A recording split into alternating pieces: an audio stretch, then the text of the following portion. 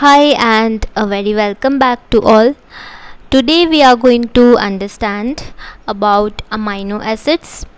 So, I think all of you must be aware of this term already, since we all know that what is proteins.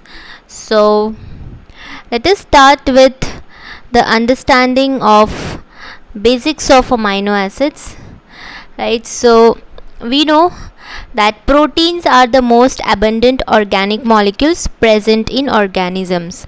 Right, so there are certain organic molecules, carbohydrates, proteins, fats. These are the main organic compounds that we have in our body from which we obtain energy, and protein is one such organic molecule. So why are we talking about proteins? Because proteins are polymers of amino acids. So when many amino acids join together, then it forms protein, right? So therefore it is polymer of amino acids. Now there are mainly 20 different kinds of amino acids that are associated with protein synthesis, right? So all proteins contains almost all or most of the amino acids. It might miss one amino acid or sometimes two, but almost all of these 20 amino acids are used up in the preparation of proteins. And we know that there are many kinds of proteins, and every protein structure is different, and that is different because of the composition of amino acid, that is which amino acid it has. Depending upon that, the protein structure also varies, right? So as I told, there are many proteins, and all of these proteins contain all or most all of these amino acids, but the composition varies, and that is why every protein is different. So no two protein will have the same amino acid sequence, obviously, since all of the proteins are different and have different structure. So the amino acid sequence that proteins will have, every protein will have, would be different, right? So amino acid is basically monomer of protein, or we can say that protein is polymer of amino acids. Now let us take a look into the basic structure of amino acids. So this is how amino acid looks like, right? So there is a amino group, that is NH2 group present. There is a carboxyl group present. These two are the functional groups that are present in the structure of amino acids: the amino group NH2 and the carboxyl group COOH group, right? And there is an alkyl group which forms the side chain, right? So this alkyl group varies in different amino acids, and the presence of the alkyl group determines that which type of amino acid is it, right? And then there is hydrogen atom present, right? So this alkyl group actually determines the amino acid, that which amino acid is it, and this alkyl group actually differentiates every amino acid from each other. So this is the ionic form of amino acid, where this is NH3 plus, the functional group, and this is COO minus, right, the carboxyl functional group. But this is ionic form of the amino acid, right? So this is the basic structure of amino acid, where it has two functional groups. One is NH2, the amino group, and another is COOH, the carboxyl group, and along with that it has an alkyl group side chain present, right? Now the amino group and carboxyl group are same in all amino acids. As we saw the basic structure, I think you must have understood that the amino group and carboxyl group remains the same in all amino acids, right? So since these two groups are same, these are not going to determine the chemical structure of the chemical nature of the amino acid. So therefore the chemical nature depends upon the R group, because R group is that group which is different in every amino acid, and therefore every amino acid is different from each other. So this R group ranges from single hydrogen atom to aromatic complex forms. So there are amino acids which have R group having single hydrogen atom, and groups that have very much complex arrangement like aromatic complex forms are also present, and that is how every amino acid seems to be different. Now amino acids can exist in nature in both D and L amino acids form, but in proteins, mostly when we talk of amino acids, we refer those amino acids as L amino acids. Now let us take a look into the classification of amino acids. Now amino acids can be classified based on different criterias, right? So we are going to have a look at some 2 or 3 criterias by which amino acids can be classified, right? So the very first classification that we are going to take a look into is which is based on the polarity of the R group, that is the R group which is different in every amino acid, whether it is polar or non-polar. Depending upon that, we are going to classify these amino acids. So based upon the polarity, there are 2 main types of amino acids. These are non-polar amino acids, which are also called group A, and these are polar amino acids. The second type is polar amino acids, right?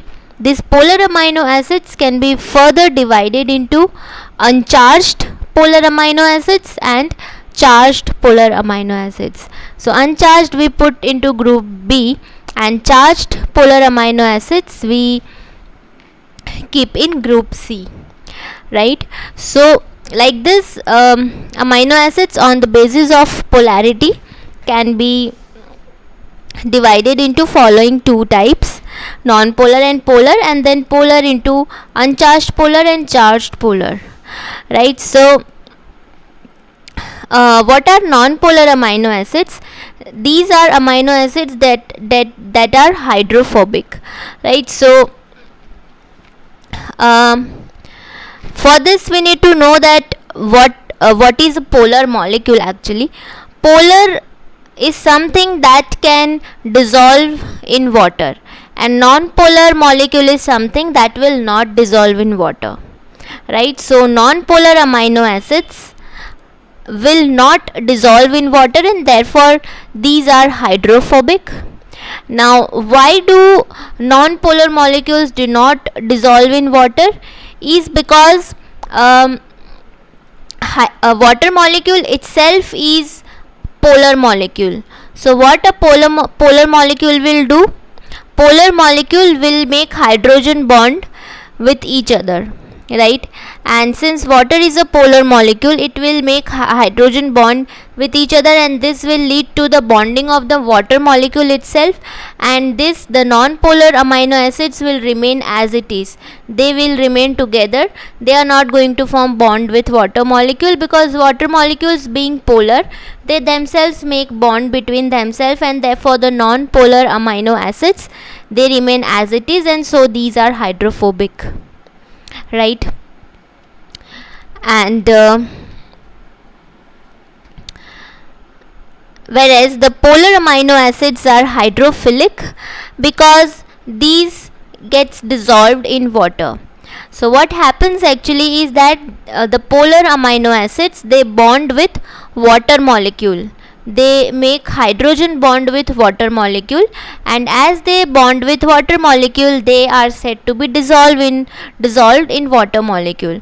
Whereas the non-polar do not form bond with water molecule, and therefore these are called non-polar amino acids, which are hydrophobic. Okay, and polar amino acids are also those that have uh, difference in charge, right? One side it is positive, one side it is negative. And non-polar amino acids are those that do not have a difference in charge, right? So in this way, two bifurcations can be done: non-polar amino acids and polar amino acids. Now there are in all 9 amino acids which we put into the category of non-polar amino acids. So there are 9 amino acids which do not dissolve in water, and then, as I told, the polar amino acids are uncharged and charged.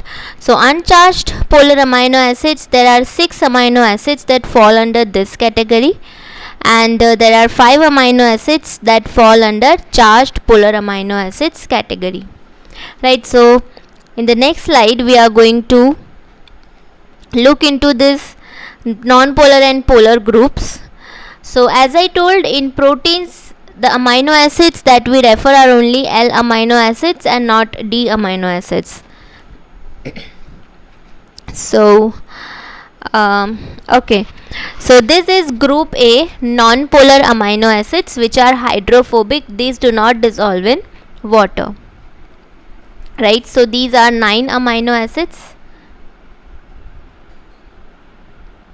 right? These are glycine, alanine, valine, leucine, isoleucine, proline, tryptophan, phenylalanine, and methionine. So this GLY that is written in bracket is the abbreviation for that amino acids. For glycine we write GLY, for alanine we write ALA, for valine we can write VAL. So it is basically the first 3 letters that are used, but in some cases there might be other 3 letters used, so you have to remember this actually.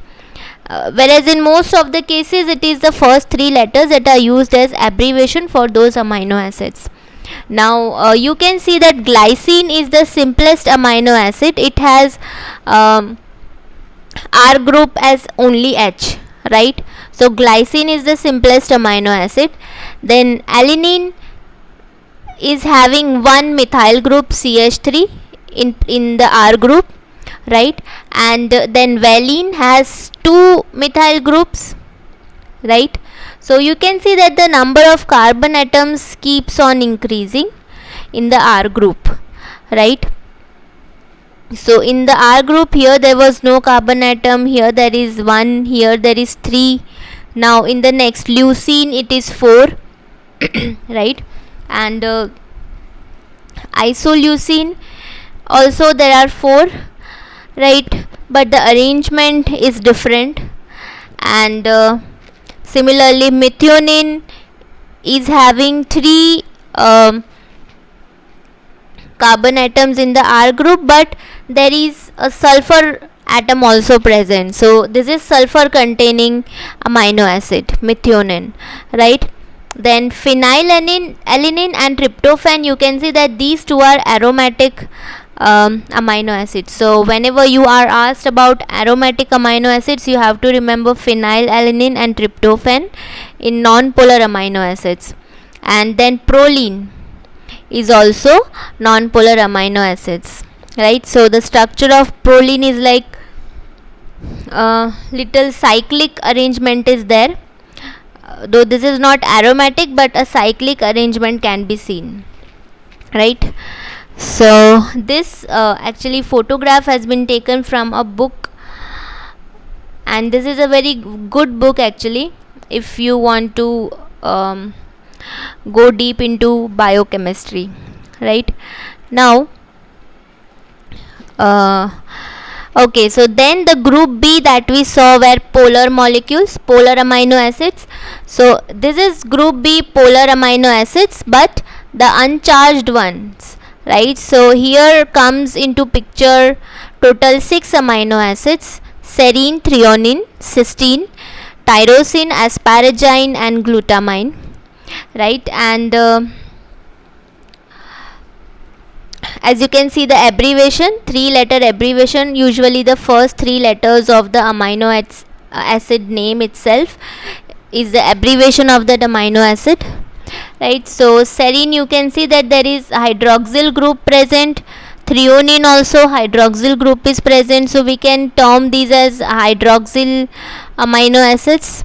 Then this is cysteine, SH group is present, right?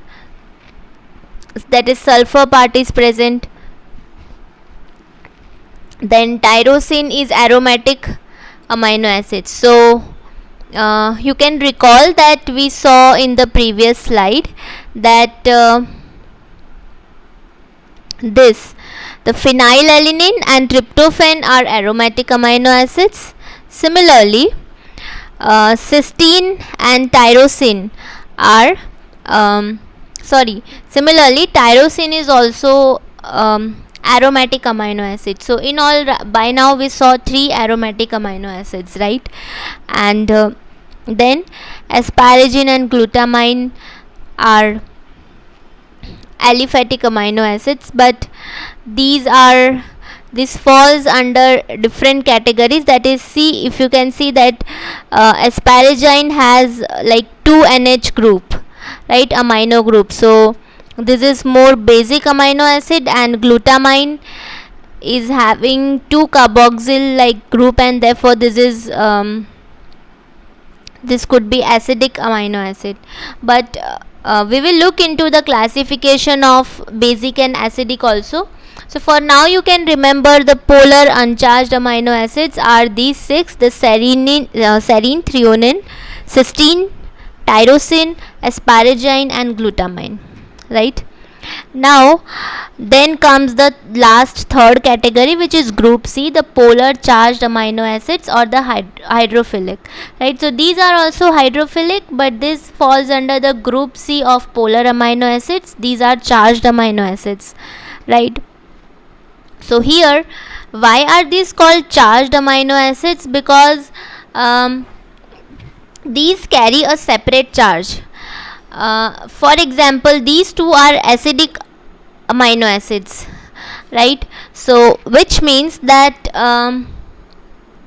these carry more negative charge, right? Why? Because when carboxyl group is you can see here that there are 2 carboxyl groups in both of this, so it is having a negative charge, right? So these are acidic amino acids having negative charge, and therefore these are called acidic amino acids, and these are called charged amino acids because they have separate charged group present, right? So these are aspartate and glutamate, right? Aspartate is also called aspartic acid and glutamate is also called glutamic acid, right? And then the next 3 are basic amino acids. Why basic? Because you can see that NH3 group is present more. There are 2 NH3 groups. Here also NH3 group is present, right? Here also NH3 group is present.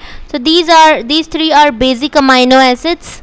Basic amino acids have positive charge, right? So these are lysine, arginine and histidine. So you have to remember these classification, where you have to mention that which amino acids are unpolar, non-polar, and which amino acids are polar, and which are uncharged and charged, right? So when it is charged, you have to mention the 2 acidic amino acids and the 3 basic amino acids, right? So this is it about the classification that is based on the polarity. Now in addition to these 20 amino acids, as I told that there are 20 amino acids, so by now the amino acids that we saw counts to 20. But in addition to this 20 amino acids, there are 2 more amino acids present. These are selenocysteine, SEC, and pyrrolysine, right? So these are other 2 amino acids which makes up to 22 amino acids, but these amino acids are incorporated in protein by unique synthetic mechanism. So the mechanism that those 20 amino acids have does not apply to these two amino acids. So these two amino acids have separate unique mechanism by which they gets incorporated into the protein, right? So what is selenocysteine actually? If you remember cysteine, we saw a cysteine, right? Cysteine is an amino acid. So this is the structure of cysteine actually, where there is this sulfur group present.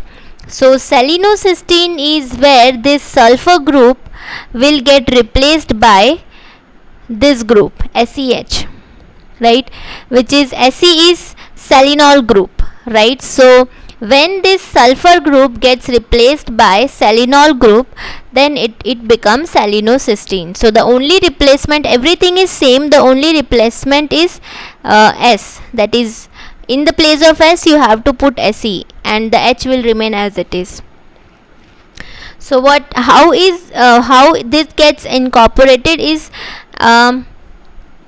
we know that translation takes place and mRNA gets helps in translation, and when this mRNA they get translated, when these mRNA have Cs element present, so the mRNA that is working in translation, when this mRNA has a different element which is called Cs element, right? So Cs element is an RNA element itself, and it is but 60 it is a nucleotide which is it is an RNA which is 60 nucleotides in length. So when this Cs element is present in the mRNA, right, so at that time selenocysteine gets incorporated. Why? Because this Cs element is the one that signals the UGA codon to encode selenocysteine instead of stop codon. So UGA is actually a stop codon, but this Cs element which is present in mRNA signals this stop codon, this stop codon to produce selenocysteine instead of stop codon, right? So this is how selenocysteine gets incorporated, and similarly pyrrolysine is coded by a UAG codon, and this is used by methanogenic RG. So pyrrolysine is the amino acid which is used by methanogenic RG. RG are single celled or microorganisms. These are associated with the production of enzymes, right? So actually this methanogenic RG, they use this pyrrolysine in enzymes, and these enzymes they use to produce methane. So methanogenic RG, when they have to produce methane, they use enzyme, and this enzyme actually has pyrrolysine, right, and this helps it to produce methane, right? So this is coded by a UAG codon, and UAG codon is also a stop codon, right? So that is it, and now we move towards the classification of amino acids, which is on the basis of chemical structure of R group. So this classification is based on the chemical structure of R group, right? So these are aromatic amino acids, aliphatic amino acids, hydroxyl sulfur containing amino acids, acidic and basic amino acids, heterocyclic and imino amino acids, right? So let us see that what are aromatic amino acids. So all those amino acids that have ring structure present in them has been classified into aromatic amino acids. So we already saw before that phenylalanine, tyrosine and tryptophan, These three are aromatic amino acids. Then aliphatic amino acids are those that have atoms joined by either single or double bond or triple bond, but there is no aromatic structure, right? So these do not have aromatic structure, but these are like long chain amino acids having single or double bond. So such amino acids are glycine, alanine, valine, leucine and isoleucine, right? Then sulfur containing amino acids are those that have sulfur in their structure. These are cysteine and methionine, right? And then acidic amino acids are those that have more than one carboxyl group. So these are glutamic, glutamine, aspartate and asparagine. Though glutamine and asparagine are not exactly acidic, but then still if we look into its structure we can say that these are acidic. Then basic are those that have more than one amino group, arginine and lysine. And imino amino acids are those that have an imino group present.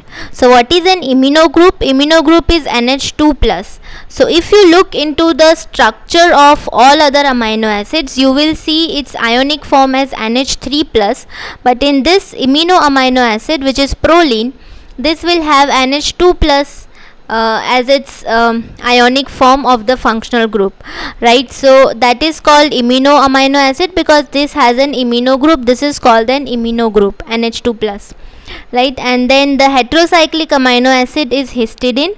It has at least one element different than carbon. So in its cyclic structure, any amino acid that has one element different other than the carbon, then it is called heterocyclic amino acids, right?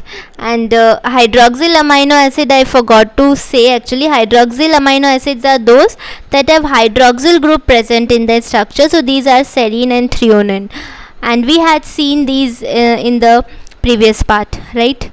So this is how classification is done based on chemical structure of R group. Now the classification of amino acids based on dietary requirements. So what is the requirement of amino acids? Which amino acid do we need to get from diet and which we do not need to get from diet? Based on that, classification is done. So mainly there are two types: essential amino acids and non-essential amino acids, right? Essential and non-essential. So let us see that what are essential amino acids. Essential amino acids cannot be manufactured by body, right? But these are essential to obtain from diet. So essential amino acids are those that cannot be manufactured by body. So since these cannot be manufactured by body, so it becomes important for us to get it from the diet, and therefore these are called essential amino acids, which are essential for us to get from the diet, right? And then the non-essential amino acid, now you can understand that these are the ones that can actually be manufactured by your body, and since this can be manufactured by your body, you do not need it from diet, and therefore these are non-essential in terms of dietary intake, right? So therefore these are called non-essential amino acids. Now these 11 amino acids are essential amino acids. That means that we need it from the diet, and these are the non-essential amino acids, which means that we do not need it from the diet, right? So this is how classification is done. Now we are moving towards the topic of non-standard protein amino acids. So by now the 20 amino acids, the 22 amino acids that we saw were the standard protein amino acids, right? Those were the standard amino acids that are used in the formation of protein, but these are non-standard protein amino acids, right? So other than those 22 amino acids, there are many other amino acids that exist, but these have limited distribution, that is they are distributed not in not distributed everywhere, right? So but these may be present in high amount in some proteins, but they are present in some proteins in high amount, not in all proteins, right? And therefore their distribution is limited. So these non-standard protein amino acids are formed by post-translational modification. Now what is translation? Translation is the process by which a protein is formed, right? So post translational modification means that after protein has been formed, there are some modification that is done, and those modifications are called post translational modification, which is a modification that takes place after the formation of the protein. So these non-standard protein amino acids are formed by post translational modification. So these are modification that takes place after translation. So this is essential for function or regulation of a protein. Now this post translational modification is important because to perform certain functions, to perform certain important functions and for the regulation of protein, post translational modification is important, and non-standard protein amino acid are formed because of this modification, right? So let us have a look into which are these non-standard protein amino acid. So it becomes important for us to know about these amino acids because these are, though limited in distribution, but play an important role. So first non-standard protein amino acid is hydroxyproline. So if you take a look into the structure of hydroxyproline, this is actually proline itself, right? This is a proline amino acid which is hydroxylated, right? So what is the modification that has been done?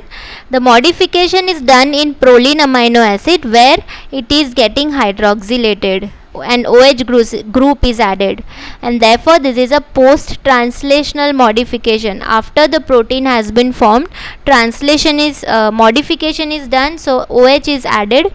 So this is hydroxylation of proline, and hence the name hydroxyproline.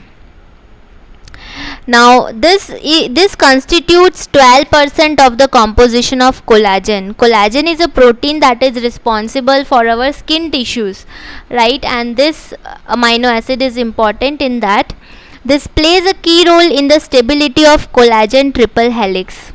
So the structure of collagen has this kind of triple helix, and this helix structure is supported by the hydroxyl group that is present in hydroxyproline. So the helical structure that you see is because of the OH group of hydroxyproline, right? So this is about hydroxyproline. Now the next amino acid in that group is hydroxylysine. So hydroxylysine accounts for 1% of total amino acids.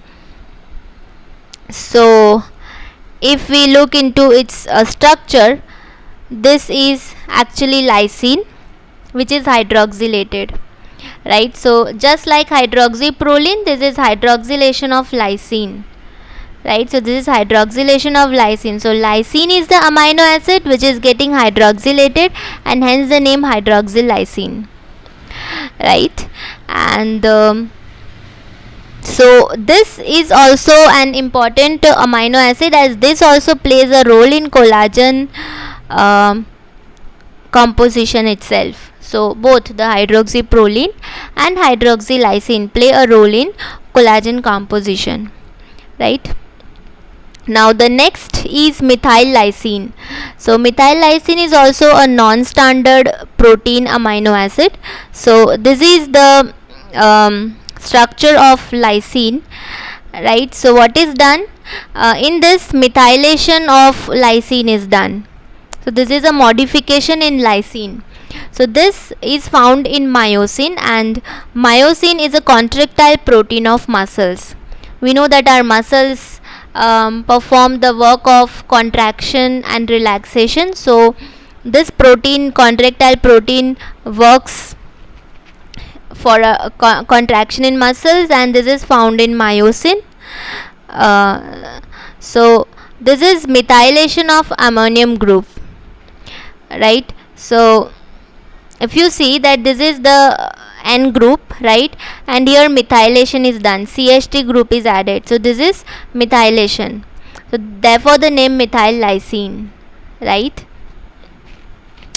Now the next is carboxyglutamate. So this is the structure of glutamate actually, but carboxyl group is added in the gamma carbon of the amino acid, and therefore the name gamma carboxyglutamate. See, we had learned in oxidation, the beta oxidation, that this is the functional group. The carbon that is present just after the functional group is alpha carbon, this is beta carbon, and this is gamma carbon, and in this, over this gamma carbon, glutamate is added, carboxyl group is added, and hence the name gamma carboxyglutamate. So this is carboxylation of glutamate at gamma carbon, and hence the name carboxyglutamate. Now this is found in blood clotting proteins, thrombin. We had already discussed in vitamins that proteins that help in blood clotting are thrombin, right? And certain vitamins help in this process. So this is how our blood flows, but when blood clots are formed, so the red blood cells, they clot, and this can be dangerous, but though blood clotting is important for us when we have injury, the blood has to be stopped from flowing, and for in that case we require this protein which is thrombin, and this carboxyglutamate is found in blood clotting protein thrombin. This is also found in some other proteins that binds calcium 2 positive, that is some proteins that bind to calcium ions. In such proteins also carboxyglutamate is found, right? And then another is amino adipate. So amino adipate, if you look into the structure, L-alpha amino adipate, which means at the alpha carbon amino group is added, so this is L-alpha amino adipate. This is obtained from corn, right? So from corn plant this amino acid has been obtained. This has one CH2 group more than glutamic acid. So if you look into the structure of glutamic acid and compare with this, you will find that this particular amino acid has one CH2 group less than the glutamic acid. Then the next amino acid in non-standard protein amino acids is diamino palmilate, right? So diamino means, so if you look into its name, it is LL alpha epsilon diamino palmilate, right? So this is alpha, this is beta carbon, this is gamma, this is delta, and this is epsilon carbon, right? So the fifth carbon, 1, 2, 3, 4th and 5th, the fifth carbon from the functional group is called epsilon carbon, and so you can see that two amino group is added, one on alpha carbon and one on beta carbon, epsilon carbon, and hence the name alpha epsilon diamino palmilate. And this is found in bacterial protein. Amino group is present in alpha, and this is wrong, this should be epsilon carbon. Amino group present in alpha and epsilon carbon, right? So this is about non-standard protein amino acids. Now we move towards some other kinds of amino acids which are non-protein amino acids. So there are 300 amino acids. These are not constituents of proteins. These are not found in proteins actually, but they have a metabolic role to play. And such non-protein amino acids are L-ornithine, right? So these are amino acids, but these are not a constituent of protein. So we cannot say that these are going to form proteins, but these are important for metabolic roles. So one such is L-ornithine, and L-citrulline. These are two amino acids which are non-protein amino acids, right? So this possesses, the L-ornithine possesses one CH2 group less than lysine. You can compare with the structure of lysine, where you will find that it has one CH2 less than lysine. This occur in free state in the animal tissues. So you can find this in animal tissues, and this is used to increase athletic performance. So many athletes, when they want to increase their performance, this is taken as a supplement, L-ornithine, right? Then L-citrulline helps in production of nitric oxide and improves blood flow. So it has a role to play in blood flow. Now both of these, the L-ornithine and the L-citrulline, are metabolic intermediates in urea cycle, right? And this urea cycle is a very important cycle for us, because this cycle produces urea from ammonia, right? And it is very important to convert the ammonia to urea, because if ammonia accumulates in body, it becomes lethal, and so the ammonia is converted to urea, which then goes into the process of excretion, right? So ammonia is converted to urea by urea cycle. In fact, urea cycle is also called ornithine cycle, because ornithine is an intermediate product in the urea cycle, right? Now another such amino acid is beta alanine, right? So this is constituent of vitamin pantothenic acid and coenzyme A. Just recall your vitamins chapter, right? In that we had seen that vitamin B5 is called pantothenic acid, and vitamin B5 works in the formation of coenzyme A. And you recall the beta oxidation process of fatty acids. Coenzyme A leads to what we call the beta oxidation of fatty acids, right? So beta alanine constitutes is a constituent of this pantothenic and coenzyme A. So you can relate these things. Also found in naturally occurring peptide carnosine and anserine, right? So we can also find this beta alanine in carnosine and anserine. So for those who do not know what carnosine is made up of beta alanine and histidine. So it comprises of these two amino acids, and this is present in muscles and brain tissue, right? And anserine is also composed of beta alanine and methyl histidine, right? So beta alanine is a component of these two amino acids. So this anserine is found in skeletal tissue and brain of muscles, and therefore these are important, right? And then next is creatine. Creatine is a quaternary amine which is a derivative of lysine. So this is a derivative of lysine, and this plays an important role in energy storage process. So when energy has to be stored, the process that is used in that process, this particular amino acids plays a role, especially in vertebrates, where this creatine is phosphorylated. A phosphorus group is added and converted to creatine phosphate, right? Then gamma aminobutyrate is also a non-protein amino acid. Now if you look into the structure, in the gamma carbon amino group is added and therefore called gamma aminobutyrate.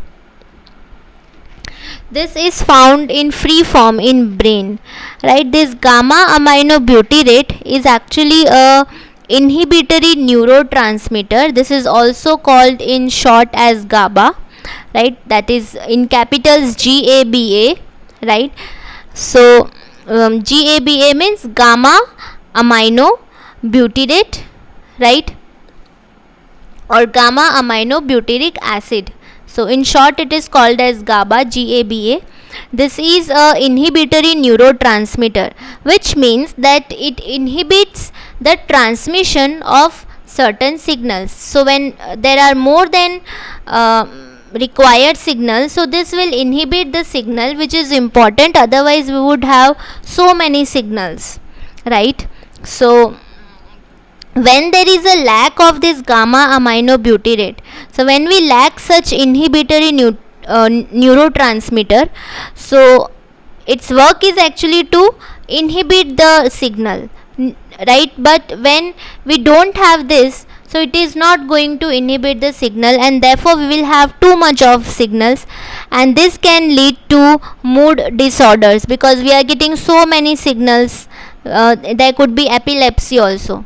And then if the amount of this is high, so this means that this is going to so much inhibit the signal that we are going to lack the signal, and this can lead to hyper somnia or daytime sleepiness, because we are not getting any signal, so we are feeling sleepy, right? Now there are certain non-protein amino acids present in plant also. These are L-acetidine 2-carboxylic acid. So this is the structure of L-acetidine 2-carboxylic acid, which is a homologue of proline. Now most of these non-protein amino acids that are present in plants are homologue of those standard amino acids, right? So when proline, in place of proline, this amino acid can work. So this is L-acetidine 2-carboxylic acid, which is homologue of proline. This is found in rhizome of Solomon seal. This is a plant which is also called Polygonatum multiflorum. So in this plant this is found. This accounts for 50% of nitrogen in the plant. And then another non-protein amino acid in plant is orchil L-alanine. This is orchil L-alanine is found in seeds of cornococle, right? So what is cornococle? Cornococle is Agrostima githago, right? This is a medicinal plant used in many purposes, right? Like in menstrual disorders also this plant is used. So this is in commonly this is called cornococle, right? So in this plant this amino acid is found.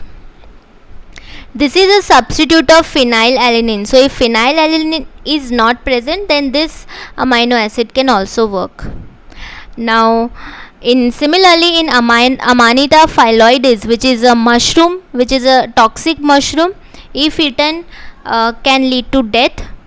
So it has hydroxyleucine along with allothreonine present. These two are also amino acids. Now as I told, all of these amino acids are substituted derivatives for protein amino acids. So if sometimes protein amino acids like proline or phenylalanine or anything like that is absent, then these amino acids can be used to carry out the function. Now let us move into the next topic, which is chemical nature of amino acids. So all the amino acids are colorless and crystalline solids. All of these are soluble in water, and but if these are heated at high temperature, they can decompose. So their chemical nature can be lost at higher temperature, and peptide bond formation takes place between two amino acids. So these are the, for example, two amino acids. So peptide bond formation takes place between the OH of the carboxyl group and H of the amino group of another amino acid. So in this way peptide bond is formed. So this peptide bond links two amino acids.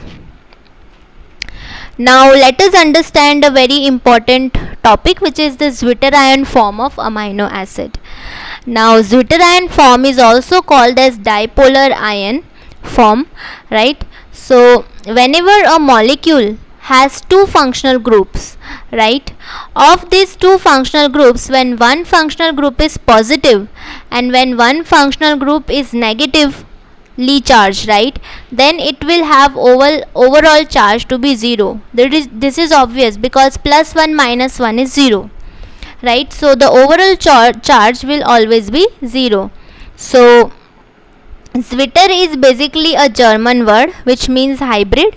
So hybrid here means like having positive and negative charge both, a mix of both charges, right? And amino acids, now you can understand, are the most well known zwitterions, right? Because the amino group is a proton acceptor. Amino group will always accept proton and carboxyl group will always donate proton. Proton is what? H plus, hydrogen ion is proton, right? So amino group accepts proton and carboxyl group donates proton. Now take a look at the structure, right? This is cationic form, that is at low pH. This is how amino acid is, right? This is NH3 plus. Look at the functional group. This is normal COOH, but this is NH3 plus. That is, this becomes ionic.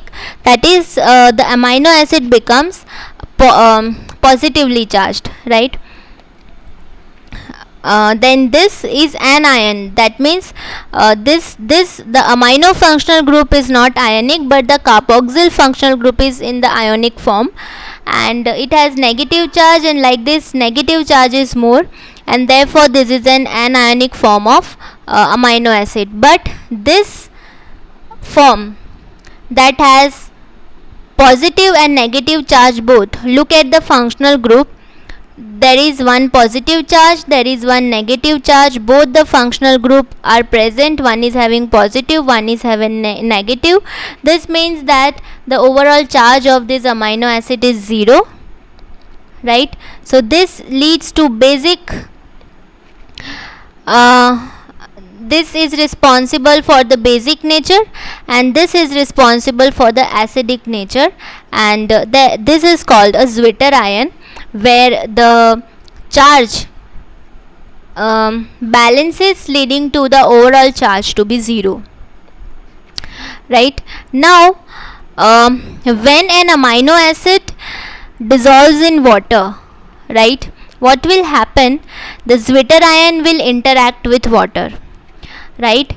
And when the zwitterion interact with water, it can either act as an acid or it can act as a base, because it has two functional groups. One functional group is responsible for acidic nature and one is responsible for basic nature, and since zwitterion amino acid has both of these, so therefore these can act as an acid also and these can act as a base also, and such compounds are also called amphoteric compounds. So a compound that can act both as an acid and a base at the same time, these are called amphoteric compound. So amino acids, apart from being zwitterions, are also amphoteric compounds. So these are compounds that can act both as acid and as base. Now, so then that we know that what is zwitterion, let us understand isoelectric point. So looking into this structure once again, right? So this is cationic form, right, where basic nature is more. This is anionic form where negative charge is more, right, acidic nature is more, and this is the zwitterion form of the amino acid. So the amino acid will be in which form will depend upon the pH of the solution. So it depends upon the pH of the solution that which amino acid will be in which form, whether it will be in cationic form, whether it will be in anionic form, or whether it will be in zwitterion form. So when the pH is low, it will be cationic form. Then when the pH is high, it would be anionic form, and there is a pH at which these amino acids can occur in Zwitterion form. That means the pH would not be low, would not be high, but at a certain pH this amino acid can occur in Zwitterion form, neither anionic neither cationic. That pH at which Zwitterion form exists is called the isoelectric point, right? This is the point at which the amino acid is uncharged, right? Because the charge is zero because of both positive and negative charge present, right? So this is isoelectric point. Now see what happens at low pH is that H plus ion concentration is more. At low pH, since H plus ion concentration is more, so amino group accepted, right? Let us understand what do we mean by low pH. Low pH means it is more, the solution is more acidic, right? At low pH we like usually know that when the pH is low, that is less than 7, right, that is usually acidic pH, right? So as this pH is acidic, the solution, the pH of the solution is acidic, so which means that H plus ion concentration would be more, obviously, right? So when hydrogen ion concentration is more, we just saw that amino group is a proton acceptor, so amino group will accept all the H plus ion, right? And therefore the molecule will become positive, right? And that is why the amino acid will be in a cationic form. So cation is something that has positive charge, right? And then when at high pH, when the solution is of high pH, right, so this means that at high pH the hydroxyl OH minus ion concentration is more. So high pH means it is basic pH. Basic pH means hydroxyl concentration would be more. So when hydroxyl concentration is more, so carboxyl group donates proton to form water molecule. So what is the nature of carboxyl group? It donates proton. So the carboxyl group will donate proton to the OH minus, and this will lead to the formation of water molecule. And as donation will be done, so carboxyl group will become negative and therefore the molecule becomes negative. So therefore the amino acid will be in an ionic form. Now usually at pH 5.5 amino acid is in Zwitterion form. This is the pH where there is no net charge, because there is both positive and negative ions present, charge present, and that is why the amino acid is in Zwitterion form. The pH is neither like very low neither like very high, and this is the isoelectric pH where Zwitterion form can exist. So I hope that this topic is clear with you, but if you have any doubt, please feel free to ask me, right? Thank you.